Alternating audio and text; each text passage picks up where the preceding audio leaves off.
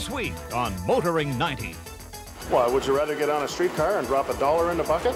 Or would you rather hop into the brand new 98 Oldsmobile sitting there with the doors open and the engine running and the radio turned on? Either they cut corner as the big chains, or once you get your car in there, you will get a phone call half an hour later saying that the $90 brake special unfortunately does not apply in your case. Motoring 90 is brought to you by Quaker State. The big Q stands for quality. Always has, always will.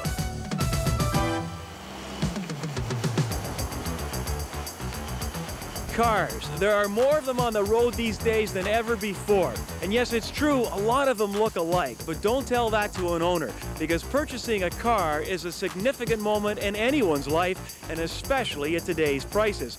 But what if that car is stolen? Well, it's a traumatic moment. But why are cars stolen, and how do we prevent the thefts? Well, we're in the city with the most cars in this country, Toronto, and we're going to try and find some answers. This is 54 Division, and adjacent to the police station is the auto theft compound, where recovered stolen vehicles and parts are kept. Inside, some members of the Metro Toronto Police Auto Theft Squad. 25-year veteran Sergeant Don Reeser, PC Mike Jenkins, Sergeant Don Monette, Sergeant Ken Bass, and 22-year veteran Sergeant Dan Marshall. The subject this morning, auto theft, and its increasing popularity.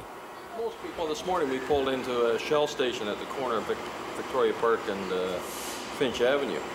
And down by the washroom, which is usually around at the back, there was a brand new, I think it was 89 or 90 Oldsmobile sitting there, motor running, nobody in it. I walked over, looked in the driver's side, all 4 doors were open. I jumped in behind the driver's seat, tried it out, very nice. I walk into the front and the owner is in the bay, and I asked whose Oldsmobile's outside. Oh, it's mine. I says, do you value your car? Oh yeah, I really do. I said, well, it's going to be stolen. I said, I could have stolen it 5 minutes ago. So what did he do? He just didn't think. He said, I didn't realize. It was a cold day. He said, I didn't want the car to cool off. Last year we had a little over 7,000 cars stolen in the city of Metropolitan Toronto. That's increasing by approximately 15% a year. This year we'll break 7,000, and if current trends continue, it'll just keep on climbing. We run between 85 and 90% of the vehicles that are stolen are recovered. Most vehicles are driven away due to the owner's negligence. He leaves his key in the ignition, he jumps out and runs in and buys a package of cigarettes, drops off a letter that has to be mailed, comes back and his car is gone. We go after the people that steal a large number of vehicles for profit. The regular car that the guy steals for a joyride is usually picked up sometime within 48 hours, dropped off at some other location in the city. But at the organized rings, the vehicles that are stolen, dismantled for profit, those are the people that we go after in the auto squad. About 6 to 7% of the vehicles that are stolen are never recovered. We never see them again. Those vehicles are either, they disappear as if by magic. This is a 1987 Wrangler. This particular vehicle has been involved in what we call a body swing. Everything on it is stolen. There's more than one vehicle involved. The chassis is stolen from one vehicle. The body is stolen from another vehicle. The engine and the transmission are also stolen. A dealer bought this and he took a look at the inside of it and he seen that it has car seats in it. He became suspicious and called us. We took a look at it and we see that it's got body bolts in the back that really don't fit. Some of the holes haven't been used. We checked it, we find out that it's been stolen. More than one vehicle involved, more than one payout from an insurance company, approximately $8,000 in profit made by someone who only had to invest a little time and labor. In 1989, what was the most popular car on an auto thief's list? A Mustang, 5-liter Ford Mustang was the most popular car in 1989 to date to be stolen. Why would that be? It's a fast car, blends in. There's a lot of them on the road, lots of power, and easy to sell. Last week we stopped a rental car in an underground garage, and located on the front seat in a small briefcase was a sawed-off shotgun, fully loaded. People don't realize how dangerous locating stolen vehicles and crime vehicles can be. the female was arrested and charged. We travel the streets of Toronto and check various parking lots in the metropolitan Toronto area. When we do find a stolen vehicle, we return on a hit. It's a stolen 1978 black Corvette two-door. As we switch to the page, we can find out there's a VIN number, the license number that was on it when it was stolen, and any added remarks or any extenuating features about the car, excellent condition, ownership, insurance, or any other particulars that were in the vehicle. And we know by the case number it was stolen out in 41 Division, which is in Scarborough. What you're looking at here is the front end bumper section off of a late model Mustang, 1989. This particular piece was found September the 4th while a rescue operation was underway after an unfortunate incident involving the Snowbirds flying team. Subsequent investigation led us to recovering what you see in front of you here, over $250,000 worth of vehicles that have been cut up and were dumped into the mouth of the Humber River in Toronto. That represents well over $250,000 worth of money paid out by insurance companies to the owners of the vehicles. And that in turn gets passed on to you, the person that leaves his car insecure to theft. Insurance is a spread of risk business, so the losses that some are experiencing are affecting the premiums that other people are paying as a result of the increase in car theft. For insurance, do you see the day in this business where you'll have to have some sort of an alarm on your car before you can get it insured? At this point in time, no, because we're not finding that the alarm systems are working that well. Some clients do install them on their expensive vehicles, but they go off and people walk through the shopping mall hearing the car beeping away and nobody does anything about it. Until they are made more reliable, I can't see the insurance companies demanding it. For people watching right now, and most people watching own a car or drive a car, what's the best advice you would like to give them? Well, right now with Christmas coming along, when you go out to do your shopping, lock your car, take the keys with you, cover up whatever it is that you've purchased and put in your car, put it in the trunk. Don't allow it to public view. The thief loves to see, he likes the window shop. He just looks through a different window. That's all I can say. Most vehicles are stolen, that are stolen in the city of Toronto are driven away by the thief. They're not taken away on the back of a tow truck. Most of them are driven away. Next on Motoring 90, it's an Oldsmobile. But will Dad recognize it?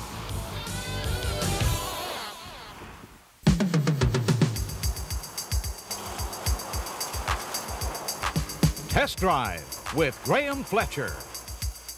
Before we begin this week's test drive, I'd like to answer a letter we got from Dana Oak of Gardiner, Newfoundland. Dana was asking why I don't use a crash helmet during skid pan testing. Basically, I don't push the cards hard enough or fast enough to warrant the use of one. However, when we go track testing, we certainly do use a crash helmet. Dana, thanks for your letter. Now to this week's test drive. We're looking at the 1990 Oldsmobile Cutlass Supreme 4-door. This is the car that will spearhead GM's thrust to recapture some of the prestigious mid-size market. During the brake test, I had to apply an incredible amount of pressure to the brake pedal to stop the car. In fact, at times I wonder if I were going to have to use both feet. Now, this is not the first GM product I've tested that has shown this worrying trait. It also accounts for the lengthy stopping distances. The 3100 V6 in our test car proved to be a very lively performer. We turned in sprint times of around 9 seconds, which for a family sedan is great.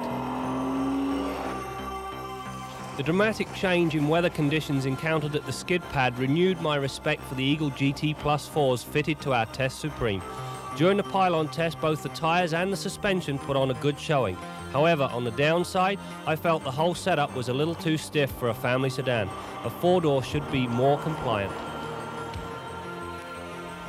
From a driver's perspective, the Supreme is either a delight or a nightmare. I found the digital configuration of the dash a little overpowering and some of the information contained on the Driver Information Centre useless to say the least. On the positive side, if you have the patience, the myriad buttons that control the 16-way power seat can be used to set the seat to near perfection. A couple of things form this week's pet peeve. Firstly, the size and location of the trunk hinges. Unless you put your luggage in carefully, the hinges will damage the luggage, and they also cut into what would have been a very roomy trunk.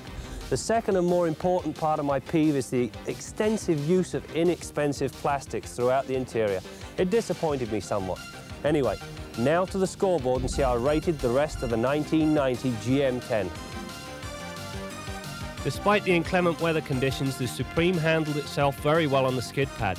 On the highway, though, it could do with a massage to relieve some of the stiffness. We accomplished the 100k mark in just under 10 seconds, which is generally an inspired performance. The brakes left a lot to be desired. Despite having discs all round, the best we managed in the brake test was a lengthy 124 feet. There was some wind noise evident at highway speeds, and unless you appreciate a raspy exhaust note, you'll find the car generally noisy. We averaged 10.9 litres per 100 kilometres or 26 miles per gallon, commendable given the very sprightly performance offered by the engine. Conclusion: despite my criticisms, I still enjoyed driving the Cutlass Supreme, and I think that with some refinements this car will mount a serious challenge, especially as the competitors have had a few years without any serious competition. Well, we're back at the Auto Squad compound in Toronto, and I am sitting in what is left of a 1988 Camaro. This is all that was ever recovered, and look at it. I mean, there's not even a scratch in the door. And speaking of doors, our resident mechanic Bill Gardiner is standing by, and he has doors on his mind. Not how to steal them, but how to fix them. If you're taking apart one of these doors for the first time, you don't have to be intimidated. It's just a matter of common sense. Anything where there's a lot of stress involved, like the pull strap or the armrest, is going to have a fastener that goes completely through and into the door itself. So you can see on this armrest, we've just removed the screw and pulled it ahead. There's the clip that engages the inner door panel right there. Now, even though we've removed the armrest and pull strap, as you can see, this door panel is still pretty tightly attached to its door. And that's because there's about a dozen of these plastic barb units on the back side of the panel. The back side of them winds into the trim panel, and this fluted barb here goes into a hole in the door itself to secure this trim panel. Now, you're going to need a tool, something like this. They're a few dollars at an auto parts store, and they go in behind the barbs and use the rocker of the tool to pop the panel out. Just pull the panel back a little bit with your fingers and pop them right out. Now, we've removed the sound deadener strip here so that you can see all the mechanism exposed. You can see the actual window regulator assembly right here, the scissor mechanism that drives the window up and down. This particular one is electrically operated, but if you had manual windows, you'd have a crank over here, and that crank would engage a small gear and drive this large gear up and down to manually lift the window glass up and down. You can see a number of rivets here. There's actually 5 of them on this particular one that are holding the electric motor tight to the door. It's riveted tight so that it grounds properly. Every time you slam the door, there's a jarring action that tends to loosen threaded fasteners. This car came in with a rattle problem, and we found it. You can see that this threaded fastener has come loose from all the jarring action of slamming the door all the time. So we've moved it back down to the bottom. This little piece of metal is a strikeout snubber that positions the door glass at the bottom. If your door glass, for example, would only come ½ inch above the weather strip, it wouldn't go down all the way, likely this strikeout snubber has become loose and jammed, and that's exactly what happened on this car. So we've moved it to the bottom, and we're going to tighten it so that it's secure and won't make any more noise. Now, on this particular door, you can see that the window glass is quite loose even when it's at the top. So we're going to adjust this little carpeted snubber in a little bit tighter to the glass. You can see that these fasteners are in tracks, so we can quite easily do that. We've loosened them off, and we're going to push that little snubber a little bit tighter to the door and retighten these fasteners. Another neat trick for these threaded fasteners is to put a drop of Loctite 242 on each one of those threaded fasteners. This is very important, and that will eliminate a problem like we had down here with the lower snubber. It just came loose from all the jarring action of constantly opening and closing the door. Until next week, I'm Bill Gardiner for Motoring 90. When Motoring 90 returns, repair rights.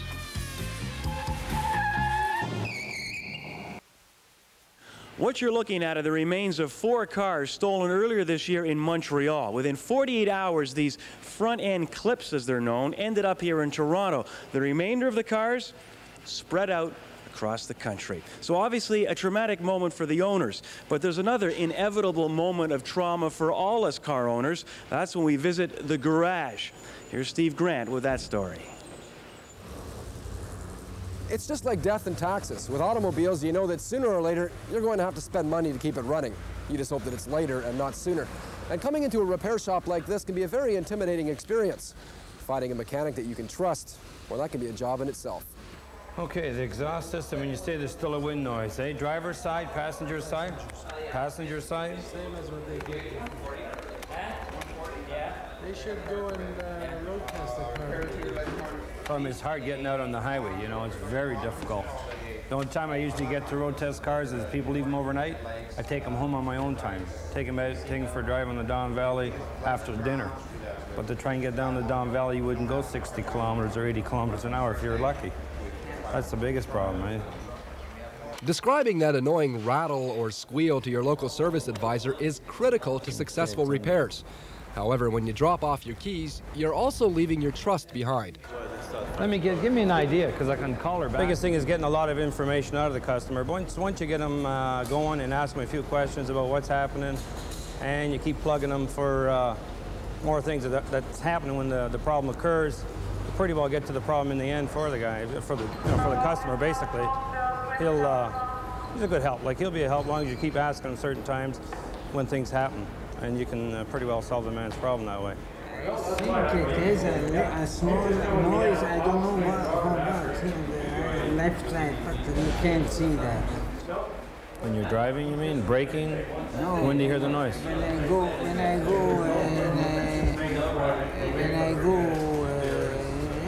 go. Over bumps? No. Braking, accelerating? No. Stopping? Stopping? Because I didn't hear too much. I took it around the block. I didn't hear anything. Nah, I don't. So maybe you can find that. Yeah. All right. It's very important to build up the trust. That's the biggest thing today. Once a customer gets to know you, he'll trust you, and he'll keep bringing his car back to you.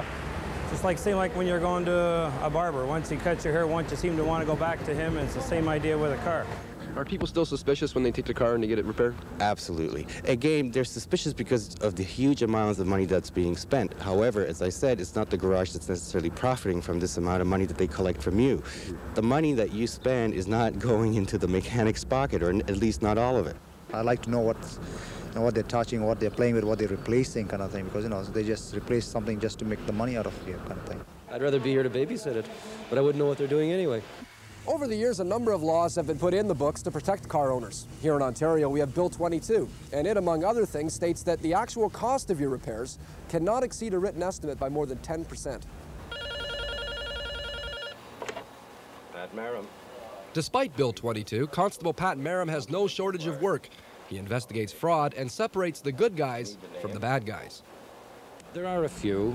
There are a few in every industry that mistreat the public. But with the introduction of this new Motor Vehicle Repair Act, of course, it causes the industry, the people who are involved in the industry, to do all the things that a normally good business would do. Things like providing an estimate if the customer asks for it. For example, giving them the parts that are replaced, not allowing them to go more than 10% over the estimate without written authorization, and anything that would, in fact, a good business would normally do. And what it looks like, one of your left rear air shocks on the car. Sorry, it's the right rear shock is leaking on it. And my front end man recommended replace both rear air shocks on it and then reset the alignment for you.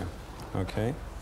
I'll give you an idea. Those air shocks are worth approximately about $85, $90 a piece for each shock. And labor-wise, you're into about an hour's labor, $67. Well, they have a hard time, not so much from the dealerships, because the public shuns dealerships on the whole, I believe. They have a hard time because of the chains, such as Canadian Tire and Midas, who advertise heavily on radio and more or less seduce consumers into taking their cars there for specials. Now, these specials are in many ways misleading. Now, usually you see advertisements for a $90 brake special. It just so happens that because of the cost of materials and labor, all you can do for $90 is to change brake pads. However, to do a proper brake job, you have to often take out the rotors and machine them and lubricate the calipers and so on. And it's very difficult for the small garage to compete with this. Either they cut corner as the big chains, or once you get your car in there, you will get a phone call half an hour later saying that the $90 brake special unfortunately does not apply in your case. There are good shops, and the good shops who do it, they wind up with the benefit of when we would come along examining the situation in an investigation, the proof that they told somebody that a certain set of circumstances exist is right on the bill. Whereas if you're a fly-by-night operation and you've written it down, the proof to convict you is written on the bill. So if you're not afraid to make a statement as a mechanic to a customer, then you should not be afraid to write it down. In Ontario, there's legislation that provides for written estimates and return of old parts. How much of those rights are you aware of? None whatsoever. Are you aware of Bill 22? Are you aware of that? No. Well, yes, I am, yes, but I never think about it. But that's a hell of a good thing. You need protection. There's a lot of sneaky places you can go, isn't there? So what advice do you give to someone who needs their car repaired?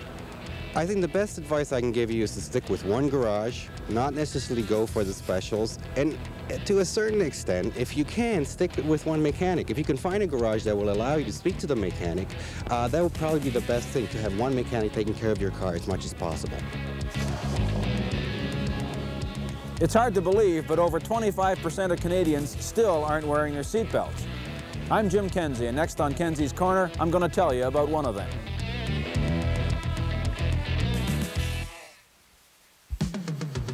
Kenzie's Corner with Jim Kenzie. Statistics tell us that somewhere between 70 and 75% of those people out there are wearing their seatbelts. That means somewhere between 25 and 30% of people are not. Now, I'd never met anybody who doesn't wear their seatbelt anymore, but I was going out for lunch the other day with a beautiful, intelligent woman. Relax, Mrs. Kenzie, it was purely business. And we waited in the car until she did up her seatbelt, and she told me, well, I don't wear seatbelts. I rolled my eyes into my head and asked her why, although I knew exactly what she was going to say. Oh, I'm afraid I'd get trapped if the car rolled off a bridge and went into some water. I said, well, that makes about as much sense as standing out in a field in a thunderstorm because you're afraid lightning will hit your house and you'll burn to death. The statistics just don't back up that argument. Seatbelts are mandatory in each province in Canada now. Oddly enough, policemen are exempt from the law, and they say that their guns might get caught in the holster if they had to get out of the car in a hurry to arrest somebody. I suppose it's more difficult to untangle a gun from a seatbelt than it is to pull your teeth out of the dashboard. Come on, folks, there's only one law in the entire criminal code that makes any sense in terms of reducing traffic deaths. That's wearing your seatbelt. You 25% of you people out there who are not doing this, get with the program. This is Jim Kenzie for Motoring 90. Well, as you can see, this stolen car has an alarm on it. Unfortunately, the alarm was put on by the thief who stole it, and he or she obviously knew not only the value of this car, but the risk of losing it. Well, that is it for this week, but before we go, we want to thank Sergeant Dan Marshall and the entire Metro Police Auto Squad for giving us just a few pointers on how we can cut down the odds of our cars becoming victims. That's it for now. We'll see you next week for more of Motoring 90. Motoring 90 is brought to you by Quaker State. The big Q stands for quality. Always has, always will.